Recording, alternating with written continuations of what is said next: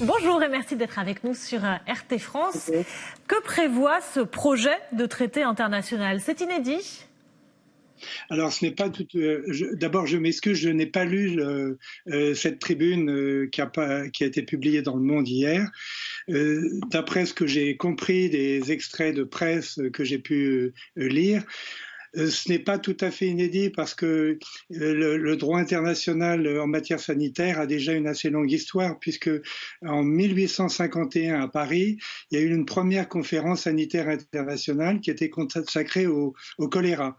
En 1907, il y a eu la création, toujours à Paris, d'un office international d'hygiène publique. Et puis, dans le cadre de la Société des Nations en 1921, donc la Société des Nations qui est l'ancêtre des Nations Unies, on a créé un comité permanent pour s'occuper de la santé. Alors c'est vrai qu'il y a eu ce règlement sanitaire international de 2005, en fait il n'est pas tout à fait nouveau puisque son origine, il y a eu une première version en 1951 qui a été considérablement à plusieurs reprises révisée. Donc on n'est pas du tout en terre inconnue. Mais en même temps, cette tribune montre le sérieux de responsables politiques pour prendre en quelque sorte le taureau par les cornes, et c'est vraiment une très bonne nouvelle. Mais c'est surtout une entreprise de communication, alors si je vous comprends bien, puisque ce projet de traité international devrait reposer sur ce règlement sanitaire international que vous évoquiez à l'instant. Il existe donc déjà un certain nombre d'outils juridiques au plan international pour se coordonner?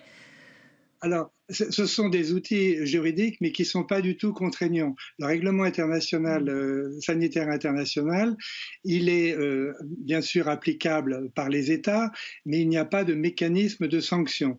Et toute la question qui va se poser si l'on se lance dans le cadre de l'OMS vers la rédaction d'une convention internationale visant les pandémies à venir, eh bien là, à ce moment-là, il faudra certainement, si on veut être sérieux, prévoir un mécanisme au moins de surveillance ou de contrôle qui cherche à vérifier le respect par les États de leurs engagements internationaux. Ça, c'est un très grand souci, évidemment.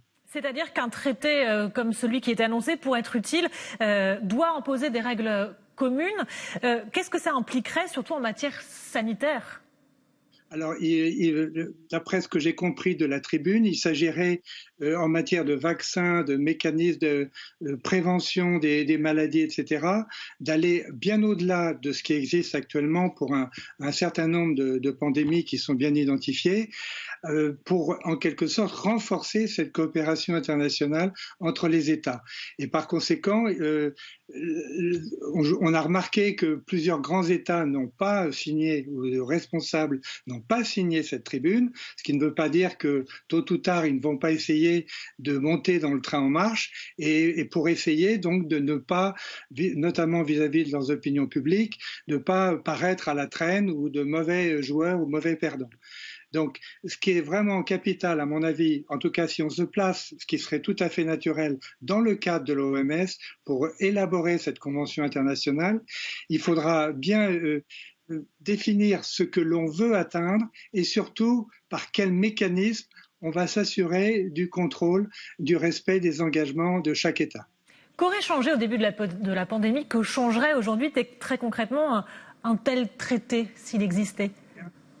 On peut imaginer qu'il aurait évité cette impression désastreuse et contre-productive de sauve qui peut, c'est-à-dire où chacun a voulu, dans son coin, protéger à court terme ses intérêts, quitte à nuire à d'autres États, bien évidemment, mais aussi à l'ensemble du bien-être de l'humanité, si on ne veut pas être trop emphatique. Donc c'est quelque chose c'est un instrument international, s'il voit le jour, qui pourrait être extrêmement utile et éviter justement les très nombreuses erreurs ou cacophonies auxquelles on a assisté ces dernières années. Enfin, c'est depuis plus d'un an maintenant.